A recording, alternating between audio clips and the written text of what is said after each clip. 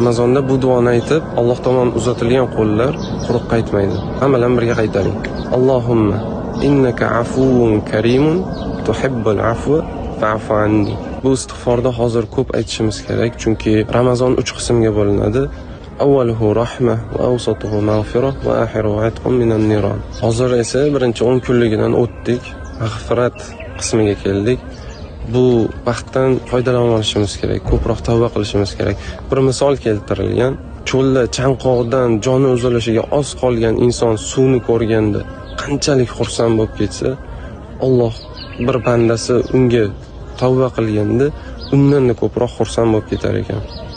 Shuning uchun tavbani ko'paytirishimiz kerak, chunki bir o'ylab ko'ring, qiyomatda hatto yuzimizga qaramasdan qochib ketadigan odamlarni xursand qilish bilan umrimiz o'tib ketyapti. Tug'ilganimizdan hozirgacha rizqimizni berib kelib turgan, yuragimizni har bir urishiga ruxsat berib turgan zotni xursand qilishimiz kerak emasmi undan ko'ra? Va bir narsani iltimos qilib qolaman, bu videoni yaqinlaringizga yuborib qo'ying, chunki payg'ambarimiz sollallohu alayhi vasallamning hadislari bor.